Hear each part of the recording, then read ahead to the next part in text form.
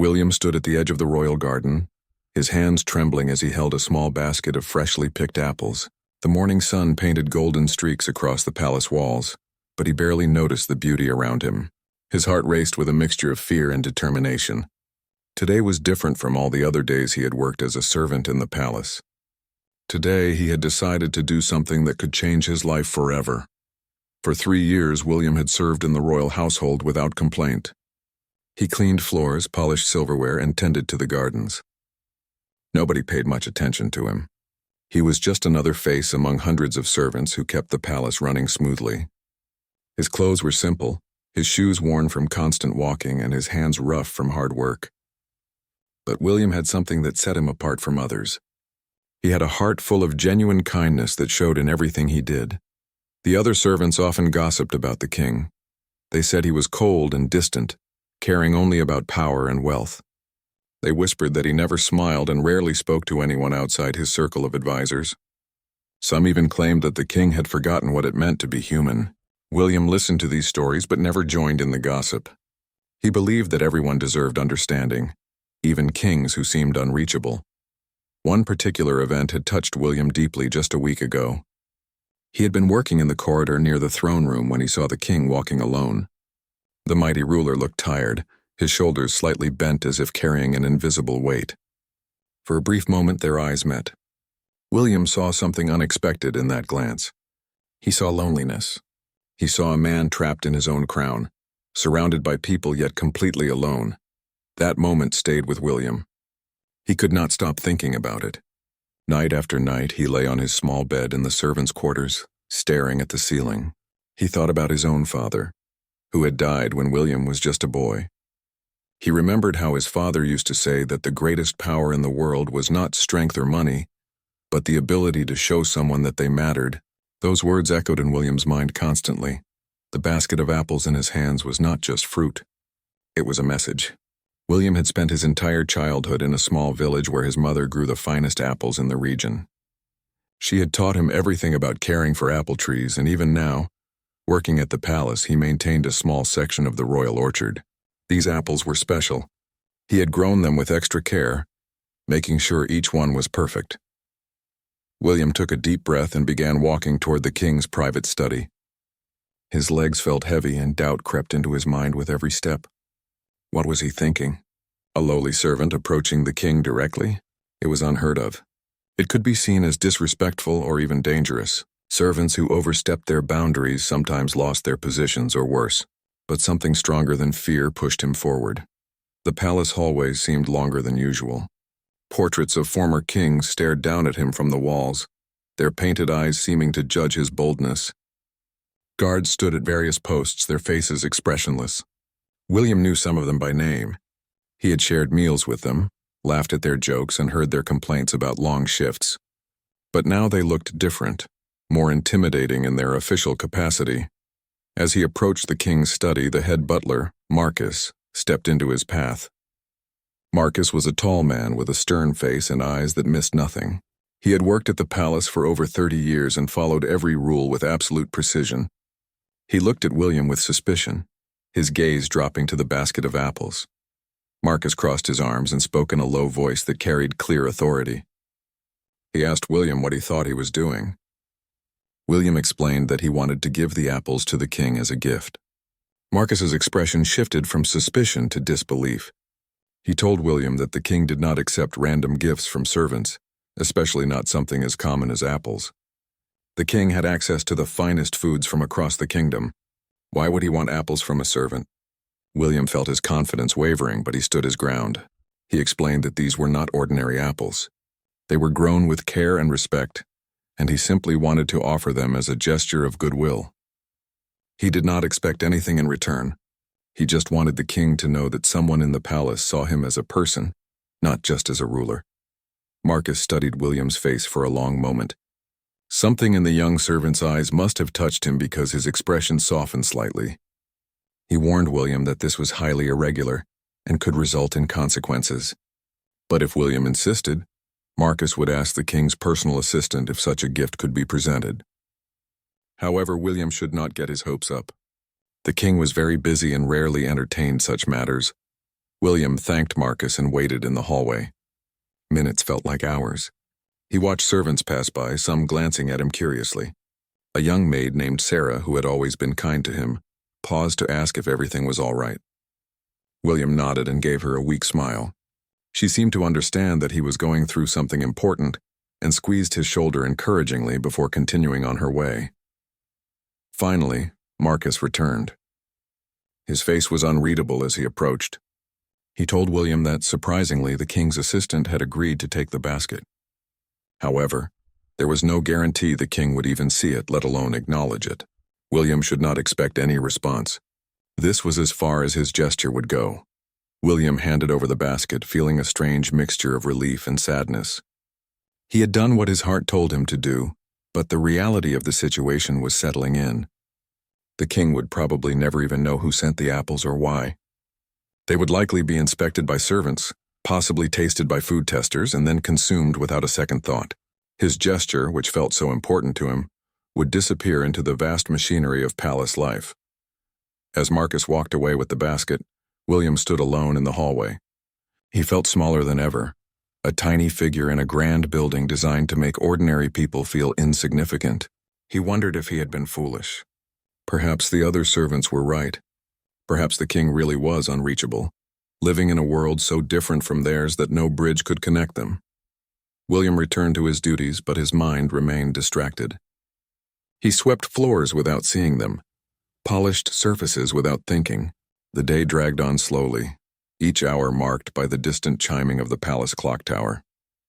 When evening finally came and he returned to his quarters, he felt exhausted in a way that had nothing to do with physical work. That night, William lay on his bed and stared at the ceiling once more. He thought about his father's words again. Had he done the right thing? Was kindness wasted when directed towards someone who might never notice it?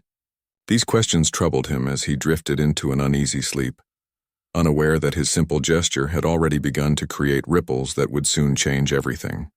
3 days passed without any word about the apples. William continued his work as usual, trying not to think about what he had done. The palace routine absorbed him back into its rhythm. He woke before dawn, worked through the day, and returned to his small room each night. Everything seemed exactly as it had been before, and William began to accept that his gesture had indeed disappeared without trace. On the 4th morning, something unusual happened. William was cleaning one of the lesser-used hallways when Marcus appeared, walking with purpose and unusual speed. His face carried an expression William had never seen before, something between confusion and concern. Marcus stopped directly in front of William, causing him to pause mid-sweep. Marcus informed William that the king's chief advisor wished to speak with him immediately. William's heart dropped. This could only mean trouble. Perhaps his bold action had finally been deemed inappropriate, and he was about to be dismissed from service or punished. He set down his broom with shaking hands and followed Marcus through corridors he rarely traveled, deeper into the administrative heart of the palace. They arrived at an elegant office where the chief advisor, Lord Hampton, sat behind a massive wooden desk covered with documents and seals. Lord Hampton was known throughout the palace as a serious man who handled the kingdom's most important affairs. He rarely dealt with servants directly, leaving such matters to lower-level administrators. His presence made William even more nervous. Lord Hampton looked up from his papers, his sharp eyes examining William from head to toe. He asked if William was the one who had sent apples to the king. William confirmed that he was, his voice barely above a whisper. Lord Hampton continued, asking why a servant would presume to send a personal gift to the monarch. The question hung in the air, heavy with potential consequences. William gathered his courage and explained honestly. He told Lord Hampton about seeing the king in the corridor, about recognizing loneliness in his eyes, and about simply wanting to offer something kind without expecting anything in return. He admitted that perhaps he had overstepped his place, but his intention had been pure. He had meant no disrespect.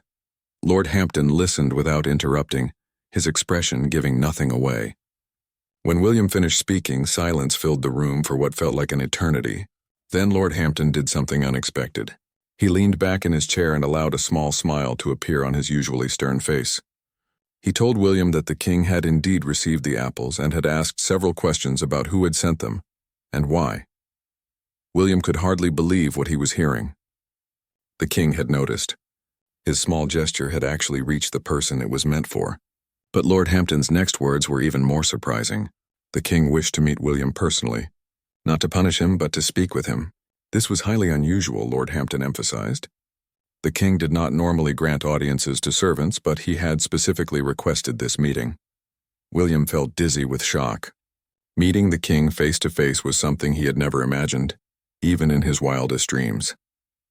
Lord Hampton explained that the meeting would take place the following afternoon in the king's private drawing room. William should present himself clean and presentable. He should speak only when spoken to and show proper respect at all times.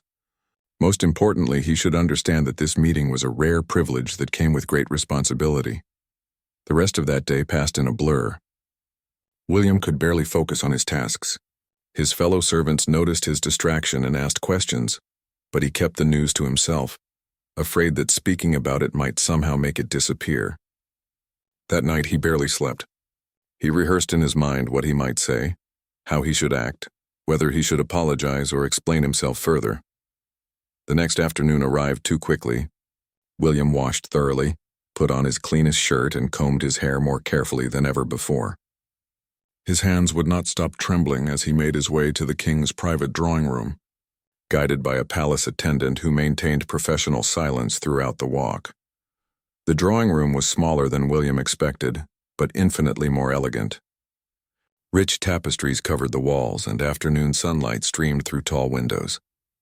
A fire burned softly in the hearth despite the warm weather, filling the room with a gentle glow. In the center of this refined space sat the king, not on a throne but in a comfortable chair, looking remarkably ordinary without his crown and formal robes. The king was perhaps 50 years old, with gray touching his temples and lines around his eyes that spoke of years carrying heavy burdens. He looked tired but alert, his gaze sharp and intelligent. When William entered and bowed deeply, the king gestured for him to rise and come closer. His voice when he spoke was neither harsh nor particularly warm, but carried a quality of genuine curiosity. The king began by thanking William for the apples. He mentioned that they were exceptionally good, perhaps the best he had tasted in years. Then he asked the question that clearly interested him most. Why had a servant he had never spoken to decided to give him such a gift? What had prompted this action? William struggled to find the right words. He explained again about seeing the king in the corridor, about the brief moment when their eyes met, and about recognizing something human and vulnerable in that glance. He talked about his father's teaching that everyone, regardless of their position, needed to know that someone saw them and cared. He admitted that he might have been foolish or presumptuous, but he had acted from his heart. The king listened carefully, his expression gradually changing. The formal mask he wore began to crack slightly, revealing something more genuine underneath. He told William that nobody had given him a personal gift in many years. Everything he received came with expectations, with political motivations, with strings attached. Even from his own family, gifts were ceremonial rather than heartfelt. William's apples, simple as they were, had moved him because they asked for nothing in return. The king then shared something unexpected. He spoke about the loneliness of power, about being surrounded by people who saw only his crown and not the man wearing it. He talked about making difficult decisions that affected thousands of lives, about lying awake at night wondering if he was ruling wisely or merely ruling. He mentioned that he sometimes walked the palace corridors hoping to feel some connection to the life happening around him, but always felt separated by an invisible wall. William listened with growing amazement. The king was speaking to him not as a servant, but as a fellow human being. The conversation continued for nearly an hour, touching on topics both profound and simple. They discussed the apple orchard, the challenges of growing good fruit, the beauty of simple work done with care. The king asked about William's life, his family, his hopes. William answered honestly, feeling increasingly comfortable despite the surreal nature of the situation. As the meeting drew to a close, something remarkable happened. The king stood and extended his hand to William, not as a monarch to a subject, but as one person to another. William hesitated, unsure if touching the king was permitted, but the king's gentle nod encouraged him. They shook hands, and in that moment, something unspoken passed between them. An understanding, a recognition of shared humanity that transcended all social barriers. News of William's private meeting with the king spread through the palace like wildfire. Servants whispered in corridors, guards exchanged knowing glances, and even the nobles in court began to take notice. Nobody could remember the last time the king had granted such an audience to someone of such low rank. Speculation ran wild about what this might mean. Some servants treated William with newfound respect, while others viewed him with suspicion or jealousy. A few accused him of seeking favor or trying to climb above his station. Sarah, the kind maid who had encouraged him before, remained genuinely happy for him. She told William that whatever happened, he should be proud for following his heart. Her words provided comfort during the confusing days that followed. William tried to return to his normal duties, but everything felt different now. He could not shake the memory of sitting in that drawing room, speaking with the king as an equal. The experience had changed something fundamental inside him. He had glimpsed a world where walls between people could come down, where titles and positions mattered less than genuine connection. Yet he also understood that such moments were fragile and rare. A week after their meeting, William received another summons. This time he was less frightened and more curious. When he arrived at the designated location, he found himself in a different part of the palace, a small private garden that few knew existed. The king was there, dressed simply and walking among rose bushes. He looked more relaxed than William had ever seen him. The king explained that he had been thinking about their conversation and wanted to speak more. He admitted that William's simple act of kindness had awakened something in him that had been dormant for years. The king had started questioning his own isolation, wondering if he had built walls so high that he had imprisoned himself. He asked William to walk with him and talk, not about matters of state or formal topics, but about life and perspective. They began meeting regularly after that, always informally and always in private spaces away from prying eyes. Sometimes they met in the hidden garden, other times in a small library that the king rarely used. These meetings were never announced or scheduled officially. The king would simply send word through Marcus, and William would arrive at the appointed time and place. During these conversations, an unlikely friendship developed. The king shared stories from his youth before the crown had claimed him completely. He talked about dreams he once had, adventures he wished he had taken, and the gradual loss of personal freedom that came with power. William, in turn, shared tales from his village childhood, his mother's wisdom, and his observations about life in the palace. Their backgrounds could not have been more different, yet they found common ground in their humanity. The king began to change in subtle but noticeable ways. Court officials remarked that he seemed more engaged during meetings, less distant when receiving visitors. He started asking questions about the welfare of palace staff, something he had rarely done before. Once he even walked through the servants' quarters unannounced, curious to see how the people who kept his palace running actually lived. This unprecedented action caused both excitement and anxiety among the staff. Lord Hampton, the chief advisor, watched these developments with mixed feelings. On one hand, he appreciated seeing the king more animated and interested in life. On the other hand, he worried about the implications of a monarch becoming too familiar with servants. He approached William privately one day and warned him to be careful. Court politics were dangerous, Hampton explained, and there were people who might resent William's influence over the king. William had not thought of himself as having any influence. He was simply being himself, offering friendship to someone who clearly needed it. But Hampton's warning made him realize that his position was more complicated than he had understood. Every action, every word could be interpreted and misinterpreted by those who watched the king's behavior for signs of weakness or opportunity. Despite these concerns, the friendship continued to grow. The king began teaching William about the complexities of ruling, showing him maps of the kingdom and explaining the challenges different regions faced. William, in turn, helped the king understand the perspectives of ordinary people, those whose lives were affected by royal decisions, but who had no voice in making them. These exchanges educated both men in different ways. One afternoon, the king revealed something deeply personal. He confessed that he had a daughter, Princess Elena, who would one day inherit the throne. He worried constantly about her future, about whether she would be crushed by the same loneliness and isolation that had nearly destroyed him. He wanted something different for her, but did not know how to provide it. while still preparing her for the enormous responsibilities she would face. William listened carefully and then shared a thought. Perhaps the princess needed what the king had discovered through their friendship. Oh, the understanding that being royal did not mean being separate from humanity. Maybe she needed opportunities to connect with people beyond the artificial boundaries of court life. The king considered this perspective thoughtfully, recognizing wisdom in William's simple words. The king decided to act on this idea. He began taking Princess Elena on walks through different parts of the palace, introducing her to staff members by name, encouraging her to see the people who worked there as individuals rather than invisible servants. The princess, who was 14 and naturally curious, embraced these opportunities with enthusiasm. She started spending time in the palace gardens where William worked, asking him questions about plants and life beyond the royal apartments. Princess Elena was bright and observant, with her father's sharp mind, but without the heavy weariness that years of ruling had given him. She treated William with genuine respect and interest, never making him feel inferior despite their vast difference in status. Through their conversations, she learned valuable lessons about empathy, about seeing beyond surfaces, about the worth of every person regardless of their position. This development brought another layer of complexity to the situation.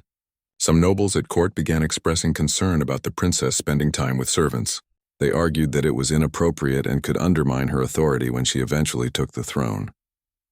These voices reached the queen, who had previously remained distant from the king's unusual friendship with William. The queen was a formal woman who valued tradition and proper protocol above all else. She had married the king for political reasons and maintained a relationship that was cordial, but not particularly warm. When she learned about the king's meetings with William and now the princess's involvement, she demanded an explanation. The king met with her privately, and their discussion, though never made public, was reportedly intense. The king defended his actions passionately. He argued that he had spent 20 years feeling like a prisoner in his own crown, and he would not condemn his daughter to the same fate. William had shown him that human connection was possible even within the constraints of royal life, and that realization had been invaluable. The queen listened but remained unconvinced, viewing the entire situation as a dangerous deviation from established norms. The tension at court grew palpable. William felt it every time he walked through the palace corridors. Servants who had been friendly became cautious, worried about being associated with someone who had become controversial. Even Sarah, usually so supportive, advised William to consider stepping back before the situation escalated further. The friendship that had begun so simply was now at the center of a quiet but significant conflict about power, tradition, and what it meant to be royal. William found himself in an impossible position. He cared deeply about the friendship he had developed with the king and the conversations with Princess Elena, but he never intended to cause trouble. He lay awake at night wondering if he should leave the palace entirely, spare everyone the complications his presence seemed to create.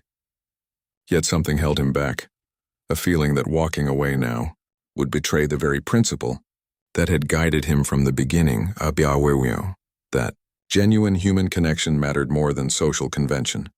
The king sensed William's distress during one of their meetings in the hidden garden. Spring had arrived, filling the air with the scent of blooming flowers, but William barely noticed the beauty around him. The king asked what troubled him, and William spoke honestly. He explained that he feared his presence was creating divisions at court, that perhaps the queen and the nobles were right to be concerned. Maybe some boundaries existed for good reasons and should not be crossed. The king listened in silence, his face thoughtful. When William finished, the king stood and walked to the garden's edge, looking out over the palace grounds. He spoke without turning, his voice carrying both strength and vulnerability. He told William that for 20 years he had allowed others to define what was appropriate for a king, what relationships he could have, what emotions he could show. He had lived in a cage of expectations, and that cage had nearly destroyed his spirit. The king turned to face William, his eyes intense with emotion. William's gift of apples had been more than just fruit. It had been a key that unlocked that cage. The king refused to return to his prison, regardless of what others thought.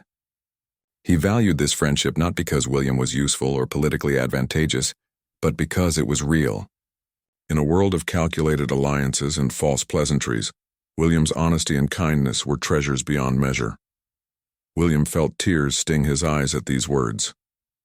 He had never imagined that his simple gesture could mean so much, or that a king would fight to preserve a friendship with a servant.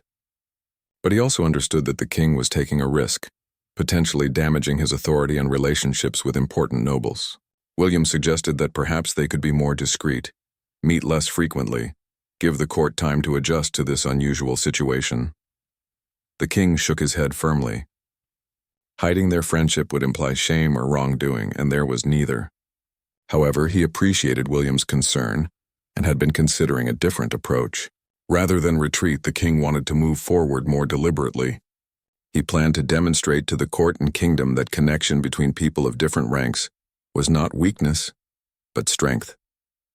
In the following weeks, the king began implementing subtle changes throughout the palace. He started holding monthly meetings where he invited staff members from various departments to share their perspectives on palace operations.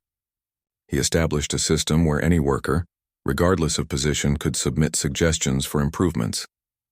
He made a point of learning the names of people who served him daily, greeting them personally when their paths crossed. These changes confused some courtiers and delighted others. The palace atmosphere began to shift slowly. Servants walked with slightly more confidence, nobles became more conscious of how they treated staff, and conversations across social lines became marginally less rare. It was not a revolution, but it was a beginning. The king was using his authority not to maintain rigid hierarchies, but to create space for human dignity at all levels. Princess Elena became an enthusiastic supporter of her father's approach.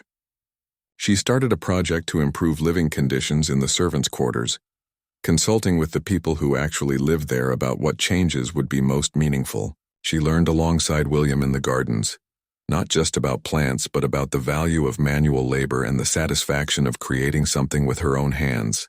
The nobles who had initially criticized her interactions with servants gradually fell silent as they saw her developing into a wise and compassionate future ruler.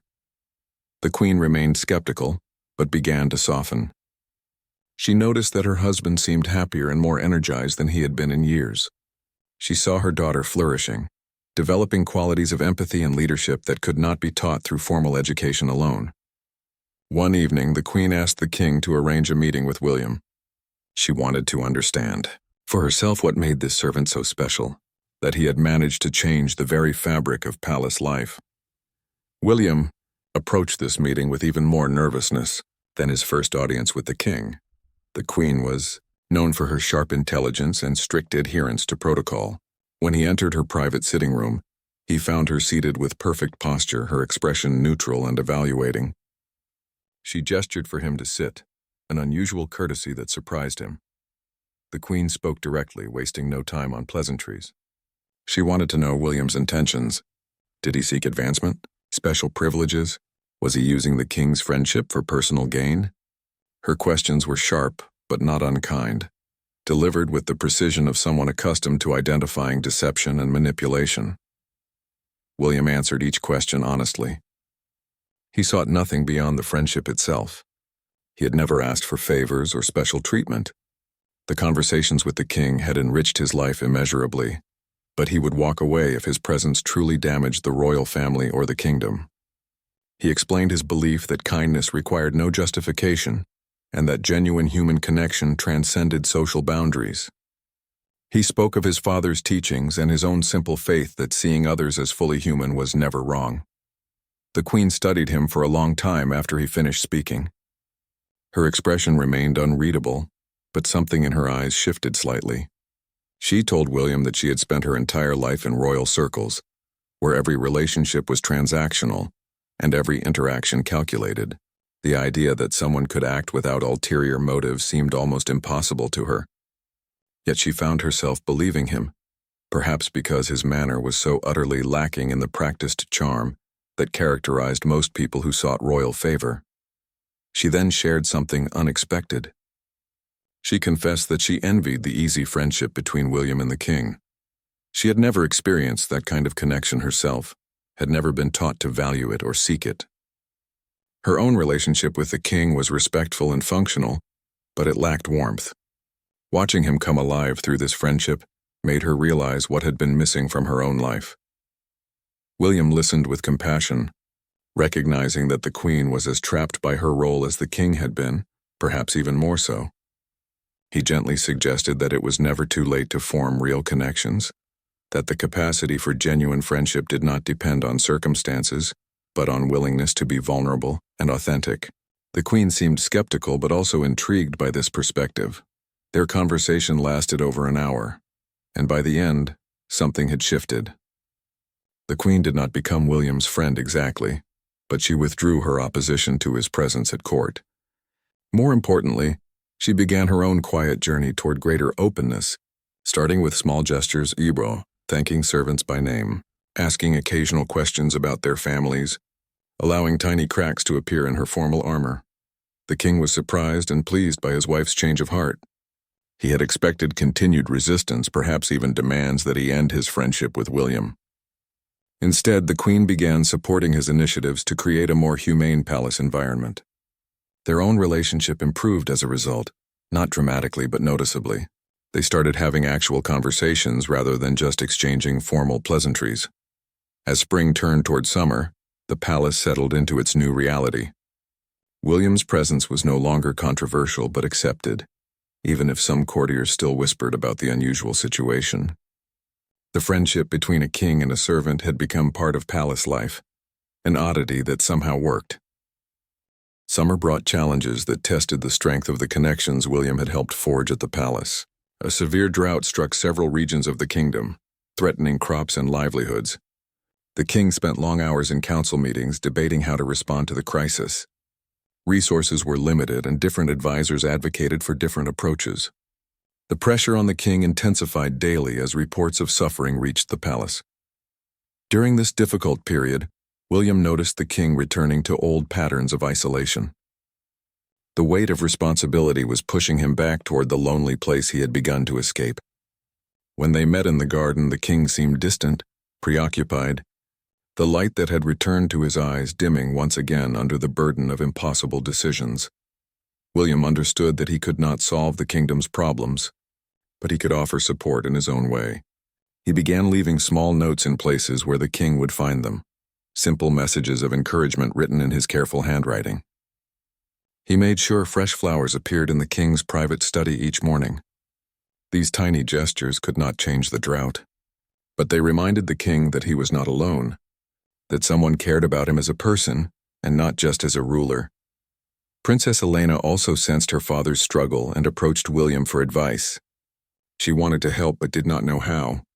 William suggested that perhaps the princess could visit the affected regions herself, not as a formal royal inspection, but as a genuine effort to understand what people were experiencing.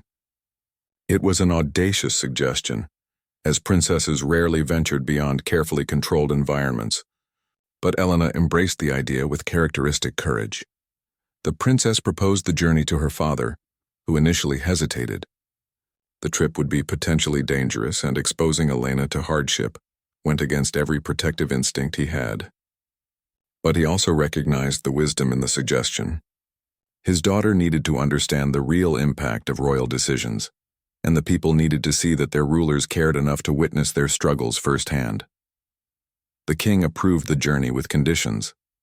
Elena would travel with a small security detail and be accompanied by trusted advisors, including Lord Hampton. At the last moment, the king made an unusual decision. He asked William to join the traveling party as well. Some courtiers objected, questioning what useful purpose a servant could serve on such an important mission. The king simply stated that William's perspective would be valuable, and that was the end of the discussion. The journey took them through villages struggling with dried fields and worried families. Princess Elena moved among the people with genuine compassion, listening to their stories and concerns without the usual royal distance. William watched her interact with farmers and workers, seeing the lessons of empathy and connection bearing fruit. She was not performing for observers but genuinely engaging with human suffering and resilience. What struck everyone in the traveling party was how the common people responded to William. Word had somehow spread about the servant who had befriended the king, and rural communities viewed him as a symbol of hope that their concerns might actually reach the throne. People approached William to share their stories, viewing him as a bridge to power, someone who might truly hear them and carry their voices back to the palace. William felt overwhelmed by this responsibility, but did his best to listen carefully, to remember names and specific circumstances. He took notes in a small journal, determined to ensure that these individual stories did not get lost in abstract policy discussions. He saw faces behind statistics, families behind reports, humanity behind the crisis. Lord Hampton observed William during the journey with growing respect. He saw how William's presence actually helped the princess connect more effectively with citizens. People were more willing to speak openly when William was part of the conversation, sensing that he understood their lives in ways that nobles never could. Hampton began to appreciate what the king had recognized months earlier, that William's value came not from his position, but from his genuine character. One evening, as they camped between villages, Lord Hampton sat with William by the fire. He admitted that he had initially viewed William's friendship with the king as a dangerous disruption of proper order. He had feared that the king was making himself vulnerable, weakening his authority by associating too closely with servants. But this journey had changed his perspective. He saw now that the king's willingness to listen to William had actually strengthened his ability to rule wisely, keeping him connected to the reality his decisions affected. William appreciated Hampton's honesty and shared his own concerns. He worried that people were placing too much hope in him, expecting him to have influence he did not actually possess. He was still just a servant who tended gardens and cleaned floors. He had no power to change royal policy or allocate resources. Hampton pointed out that William did have power, just not the kind measured in titles or authority. He had the power to keep the king human, to remind him why good leadership mattered, and that was perhaps more valuable than any formal position. The traveling party returned to the palace with detailed accounts of the drought's impact. The king met with them immediately, listening as Princess Elena and William described what they had witnessed. The personal stories that William had collected added crucial dimension to the council's discussions. Instead of debating abstract policy, they were now considering specific families and communities.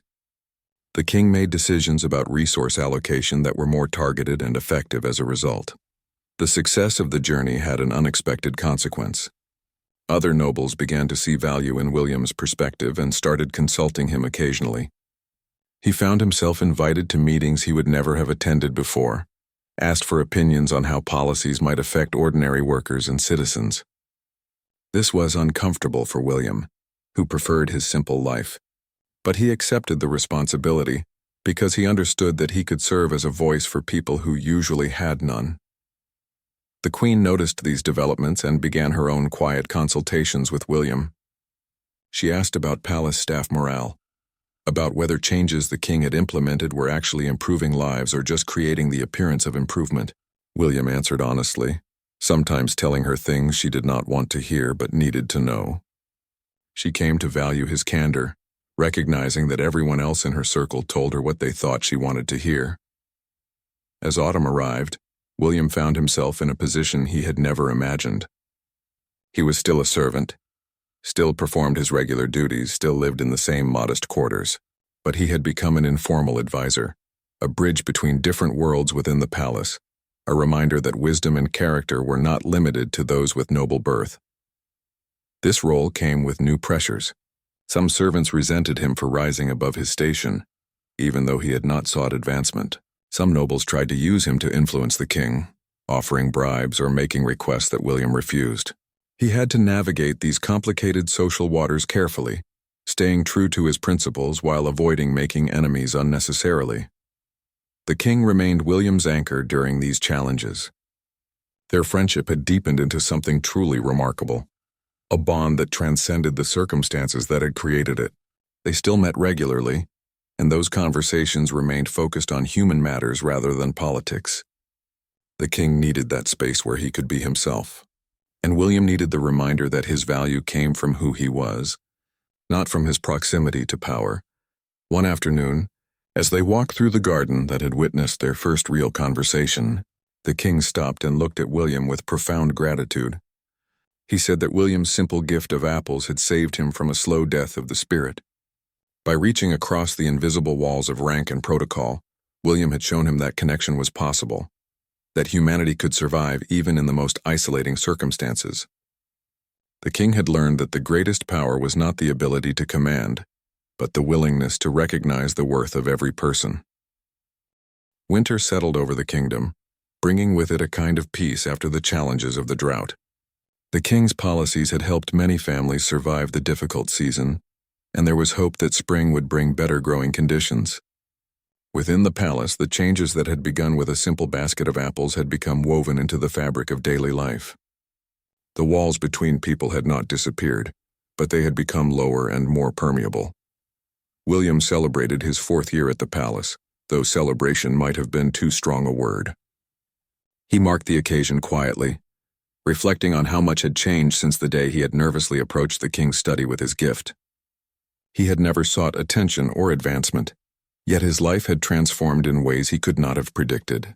The friendship with the king remained the center of this transformation, but its effects had rippled outward, touching countless others. Princess Elena was now 15 and showing remarkable maturity for her age. She had continued her education not just in formal studies, but in practical understanding of how the kingdom actually functioned. She spent time with various departments and workers, learning about everything from kitchen management to diplomatic protocols. Everyone who worked with her remarked on her unusual ability to connect with people across social boundaries, a skill clearly influenced by William's example and her father's encouragement. One morning, the king made an announcement that surprised the entire court. He declared that the palace would establish a new council position, dedicated to representing the perspectives and concerns of working people. This position would not be symbolic, but would carry real authority in policy discussions. The king explained that his time in isolation had taught him how easy it was to lose touch with the reality his decisions affected, and he wanted to ensure that future monarchs would never face that same disconnect. The court buzzed with speculation about who would fill this unprecedented role. Some assumed it would be William, given his influence and relationship with the king. But William knew immediately that he would not accept such a position even if offered. He was not suited for formal authority or political maneuvering. His value came from remaining who he was, a regular person who maintained genuine connections and honest perspectives. The king understood this without William having to explain. When they met privately, the king confirmed that he had no intention of offering William the position. Instead, he wanted William to help identify someone else who could fulfill the role effectively. They needed someone with integrity and understanding of common people's lives, but also someone with the skills to navigate court politics and communicate effectively with nobles. It was a difficult combination to find. Together, they identified Marcus, the head butler, who had initially questioned William's gift to the king. Marcus had served at the palace for decades and understood both the working staff and the complex protocols of court life. More importantly, Marcus had shown himself capable of growth and change. His initial skepticism about William had transformed into respect once he witnessed the positive effects of the king's friendship with the young servant. Marcus accepted the position with humility and determination to represent his fellow workers faithfully. This appointment sent a powerful message throughout the kingdom. Nobles could no longer ignore the voices and needs of ordinary citizens. The king had institutionalized the principle that William had demonstrated through his simple act of kindness, that every person mattered and deserved to be heard. As the winter progressed, William found himself returning to a quieter life. Marcus took on the role of advisor and representative, freeing William to focus on his regular duties. This suited him perfectly. He had never wanted prominence, only connection. He continued tending the palace gardens, and those gardens had never been more beautiful. The care he put into growing things reflected his understanding that patient, consistent attention produced the most lasting results. The king still sought William's company regularly, not for advice on policy but for friendship. They walked in the gardens even during cold weather, talking about everything and nothing. Sometimes they sat in comfortable silence, simply enjoying each other's presence. These moments reminded the king of his humanity and gave William a sense of purpose beyond his daily tasks. Princess Elena also maintained her connection with William. She would find him in the gardens and help with whatever work he was doing, dirt under her royal fingernails, learning lessons that no book could teach. She told him once that she hoped to rule the way her father now did, with wisdom informed by genuine connection to her people. She credited William with helping her father rediscover this approach, which he was now passing on to her. One afternoon in early spring, as the first flowers began pushing through the cold earth, the king arrived at the garden with something in his hands. It was a small wooden box beautifully carved. He presented it to William with simple ceremony, explaining that it contained apple seeds from the original tree that had produced the fruit in that first gift. The king wanted William to plant these seeds and nurture new trees, creating a lasting reminder of where meaningful change had begun. William accepted the box with trembling hands, understanding the symbolism. These seeds represented hope, connection, and the potential for growth when care and attention were applied consistently. He chose a sunny spot in the garden and planted them carefully, following all the techniques his mother had taught him years ago. The king stood beside him, helping with the work, their hands equally dirty, their differences temporarily forgotten in the simple shared task. As they finished planting, the king spoke about legacy. He said that he had once thought legacy meant conquest and monuments, grand achievements that would make history remember his name. But William had taught him that the most important legacy was how you treated people, how you made them feel valued and seen. The changes in the palace, the new council position, the improved relationships across social boundaries, these would outlast any monument and create more genuine good than any military victory. William replied that he had simply done what felt right, what his father had taught him. He had seen a lonely person and offered friendship. Everything that followed had surprised him as much as anyone. He did not consider himself remarkable or wise, just willing to act on a moment of compassion. The king smiled and said that perhaps that willingness was the rarest and most remarkable quality of all. Years would pass, and the apple trees that grew from those planted seeds would eventually bear fruit. Princess Elena would become queen, ruling with the compassion and wisdom she had learned from her father and William. The palace would continue to be a place where human dignity mattered across all ranks. Marcus would serve faithfully in his new role, ensuring that working people always had a voice in the kingdom's decisions. William would remain a gardener, continuing to tend plants and appreciate the simple beauty of growth and care. He would form other friendships across social boundaries, no longer unusual in a palace where such connections had become valued rather than questioned. People would sometimes point him out to visitors, explaining that he was the man whose gift of apples had changed the kingdom. William would smile at these stories, neither confirming nor denying them, content to let others interpret his actions as they wished. The silent glance of affection that had passed between William and the king in a corridor years earlier had indeed moved the king to a gesture without words. That gesture had been extending his hand in friendship across an impossible divide, recognizing William as an equal in humanity, if not in rank. From that gesture, countless other gestures had flowed, creating waves of change that touched everyone in the palace and eventually the entire kingdom. On quiet evenings, William would sit in the garden and watch the sunset paint colors across the sky. He would think about his father and feel grateful for the simple wisdom that had guided him. He would remember that first terrifying walk toward the king's study, basket of apples in hand, heart full of fear and hope. He would smile at how a small act of kindness, done without expectation of reward, had created something far greater than he could have imagined. The greatest gifts, he had learned, were not measured in gold or status but in genuine human connection. A king in his palace and a servant in his garden had found friendship across walls that were supposed to be insurmountable. They had proven that compassion was more powerful than protocol, that seeing someone truly was the most profound gift one person could give another. And in doing so, they had created a legacy not of monuments but of transformed hearts, a legacy that would continue growing like those apple trees, bearing fruit for generations to come.